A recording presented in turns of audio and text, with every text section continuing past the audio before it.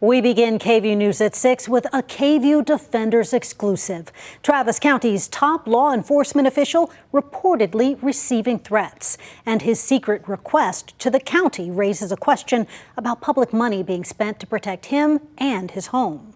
Tonight, the KVUE Defenders reveal Travis County commissioners quietly gave District Attorney José Garza public funds for his own security, and now dodge transparency about the expense. Here's senior reporter Tony Plahetsky. Even for security, there needs to be some level of transparency. It happened behind closed doors. Travis County District Attorney José Garza made an unusual request to county commissioners. I had never heard of that before. Commissioner Margaret Gomez tells the KVUE Defenders the DA wanted to discuss his safety earlier this year. It was all about, needing to be safe. Commissioner Ann Howard says they reviewed evidence showing someone posted Garza's address on social media. On March 19th, this nondescript item appeared on the commissioner's agenda for executive session.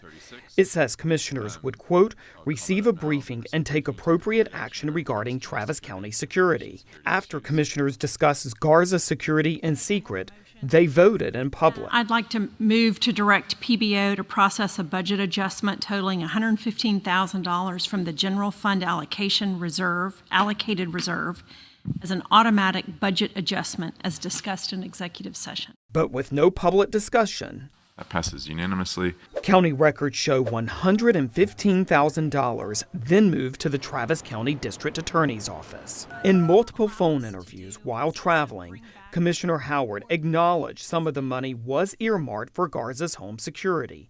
She says, quote, we talked a lot about it and we are making sure what we are doing is warranted and prudent. Commissioner Howard would not reveal what home security enhancements the county agreed to fund. There are more questions than answers about this transaction that officials are hiding. One reason, paying for security measures at a district attorney's home is an unusual benefit. One, despite threats they receive, is not standard for state lawmakers, local or state judges, or federal prosecutors. For weeks, the KVUE Defenders have tried to get answers about the $115,000 and what threats made it necessary. We're all about transparency, and we say that all the time. But DA Garza wouldn't tell us in 4 phone conversations and said he wouldn't comment for our story.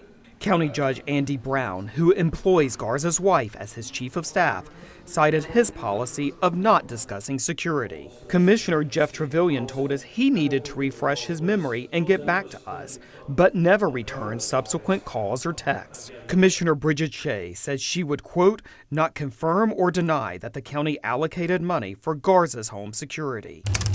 The KVUE Defenders submitted official public information requests to Travis County and the DA's office for records showing the specific threats to Garza and what security expenses were necessary for him and his home. The county refused to release those records and asked the Attorney General for a ruling about whether it had to. I think they're worried about some of their methods of security being released to the public.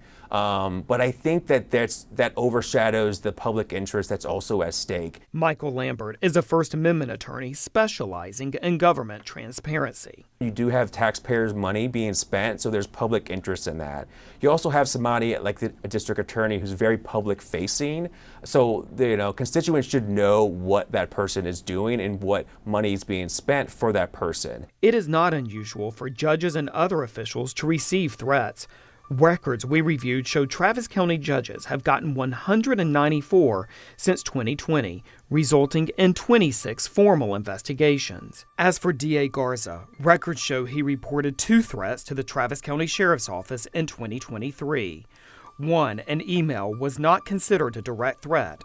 The other, a letter, was referred to the postal inspector. The Austin Police Department confirms it hasn't responded to any reported threats at his home. We checked, and Travis County has no policy of using taxpayer money for security enhancements to the homes of the district attorney, judges, or other elected officials. But in 2021, the Texas Ethics Commission issued an opinion saying that elected officials such as Garza can spend campaign contributions on home security. You've got to ask, well, wait a minute.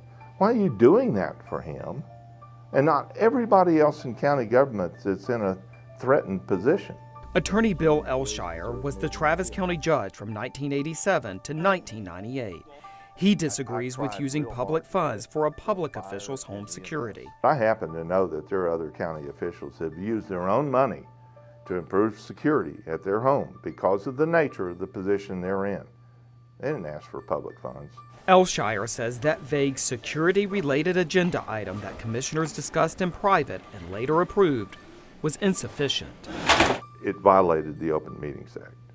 It was not specific enough. It did not alert the public that they were considering spending money on one particular public official's security, let alone the possibility that some portion or all of $115,000 was being used to make improvements to his personal property. He also says whatever the county does, it should always be fair and transparent. Even for security, there needs to be some level of transparency so that the public knows how their money is being spent or how much money is being spent. And it will now take about 45 days before the Attorney General makes a decision on what records, if any, the county must release regarding that $115,000 that Garza's office received. Quita. That is quite a bit of money. And Tony, has the DA's office or Travis County given you a reason why they will not release this information? Certainly, we have been asking. The county's response to our information request, Quita, claims that the information is exempt from disclosure. They cite privacy and security. Ultimately, the AG will make that determination. We did follow up today with the county commissioners, and here's what a county spokesman said in a statement. It says, quote, "It would not be appropriate to comment on specific security risk or the manner in which they are addressed. However, we take the safety and security of all Travis County elected officials, appointed officials, and employees very seriously and take appropriate steps as necessary." So, Tony, what if there is a violation of the Texas Open Meeting Act that happened here? Well, if someone files a complaint with the Attorney General's office, and Quita, mind you, any citizen can file a complaint anytime they feel there is a violation of the Open Meetings Act.